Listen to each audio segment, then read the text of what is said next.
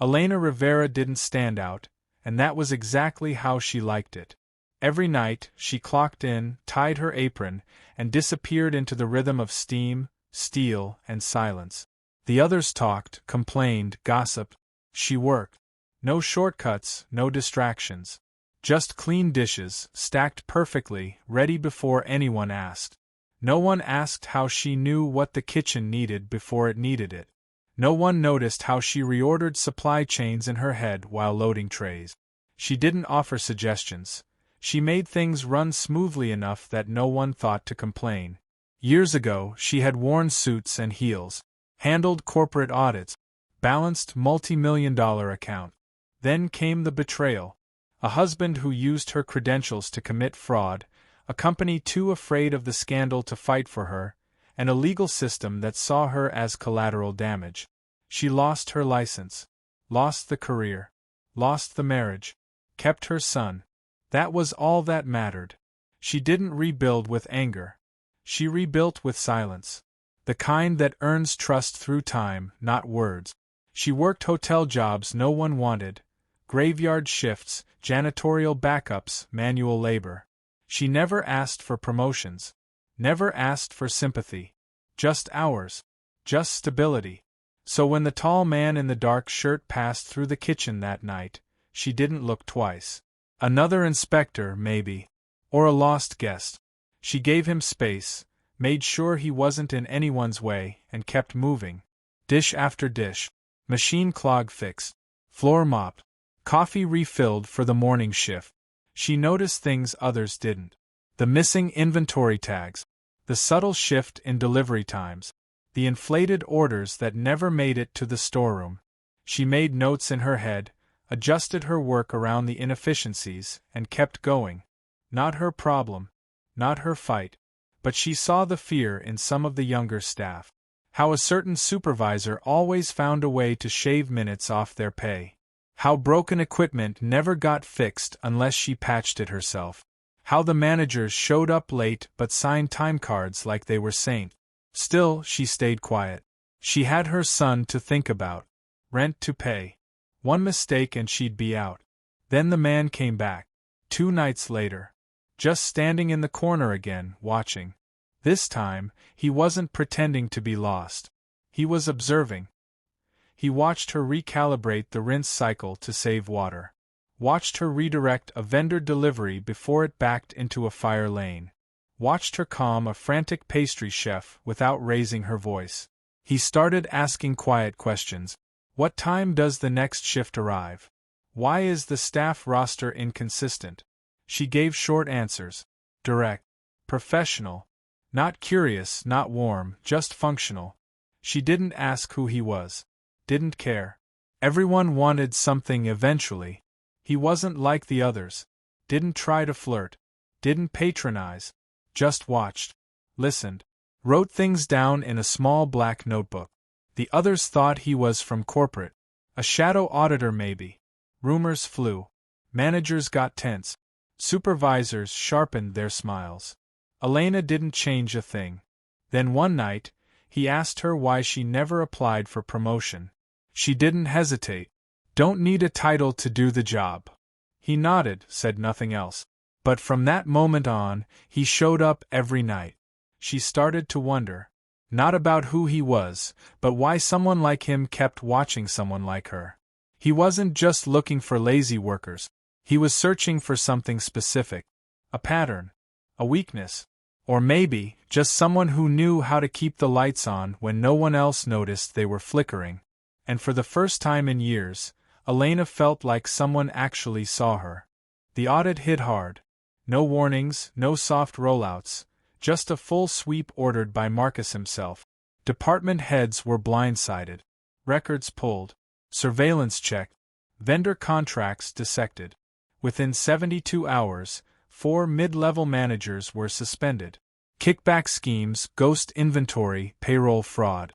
All buried under polished emails and doctored logs. Marcus didn't speak much during the process. He didn't have to. His team moved fast, efficient, and without mercy. Every discrepancy he'd suspected was confirmed, and more. But behind all the numbers there was a pattern. The reports he'd flagged only told part of the story. The real breakthrough had come from watching Elena. She hadn't handed over a single complaint. She hadn't filed a report. But every system she quietly corrected, every inconsistency she compensated for, it all traced back to one thing. She'd been cleaning up after the rot long before anyone noticed it was there. So when the board demanded answers, Marcus gave them names, dates, footage, and reports. But he also added something else. He put Elena's name on a slide. No title, no recognition, but her fingerprints were on every corner of the operation that still functioned.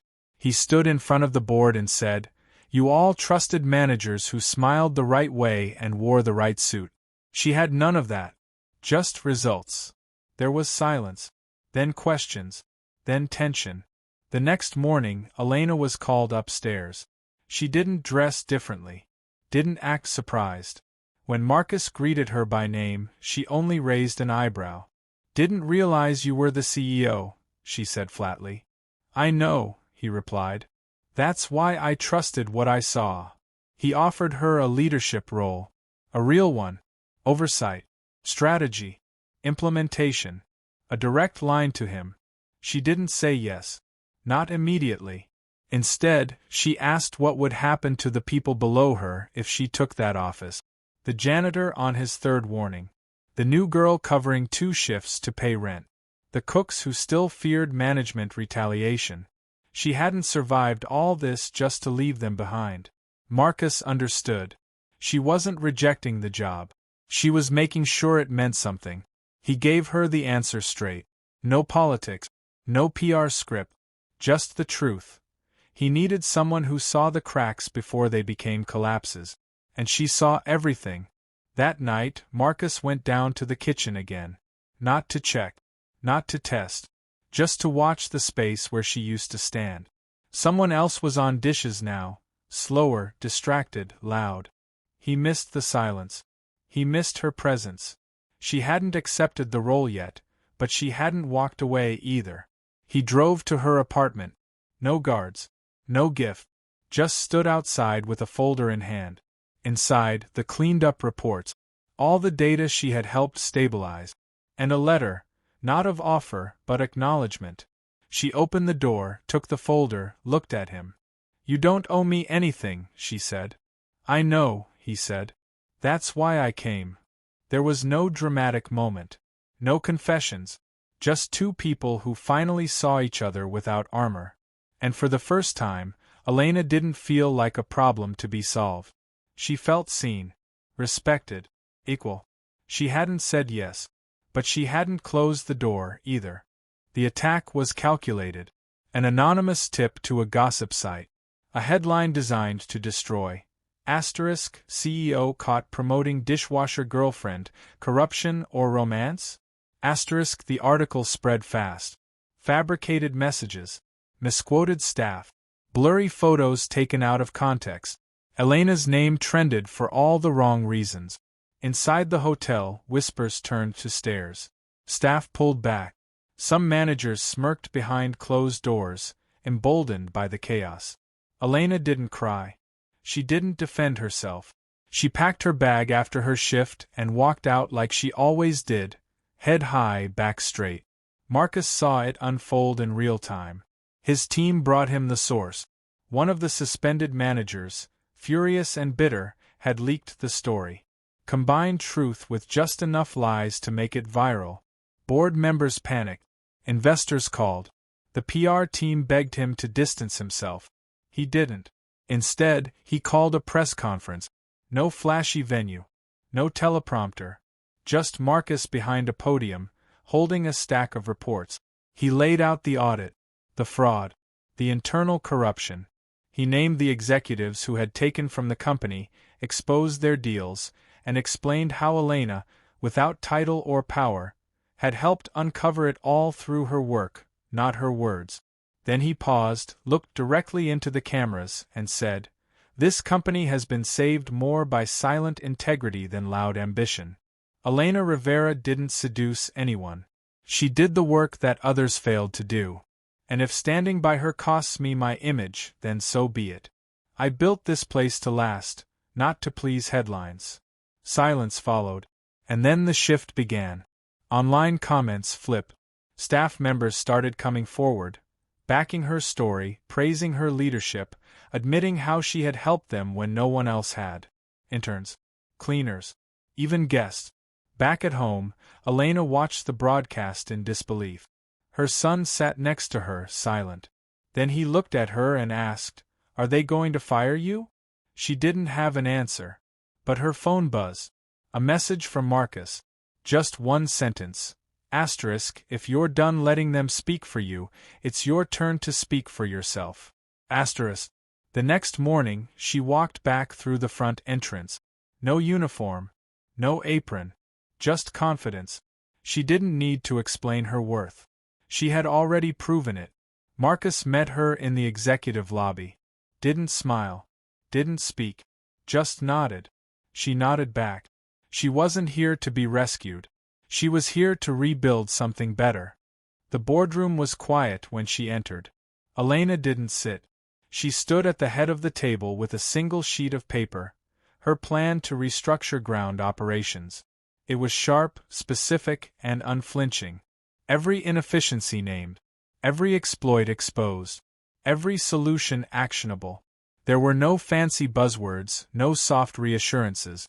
Just result. One executive cleared his throat. "You've never held a corporate position." She met his eyes. "And yet, I fixed what all of you missed." No one interrupted again. The vote was unanimous. She wasn't given a title. She chose one. Operations Integrity Lead. No fluff. No vanity. Just accountability. Within weeks, systems that had bled money for years were locked down. Supply chains restructured. HR flagged for a full audit. Training re-engineered from the ground up. Every department now had a direct liaison to her desk, janitors and chefs included. And people noticed. Not because she made noise but because performance improved. Turnover dropped. Staff started showing up early, unprompted. Small issues were solved before reaching upper management. Her leadership wasn't loud, it was precise. Marcus watched quietly. He never claimed credit. He let her rebuild her way. She didn't ask for his protection. She didn't need it. What formed between them wasn't about power or gratitude. It was trust earned through truth, not convenience. They spoke often, but never in front of others. Short conversations. Clean language. A strange, calm rhythm. He challenged her ideas. She challenged his assumptions. Neither flinched. Then came the final test. Another anonymous report. A bribe offered to a lower-level employee. The same patterns from before, resurfacing deeper within the network. Only this time, the whistleblower came straight to her. She launched the investigation in silence. Traced the emails. Tracked the payments. When the culprit, an embedded consultant, was exposed, Marcus read the report and simply said, "You moved faster than I would have." She replied, "Because I know what happens when you don't." No ceremony followed. Just policy. Real change. Weeks later, Elena walked the same kitchen floor where it all began. The machines were newer. The staff more focused. The rhythm unchanged. She smiled at the new dishwasher.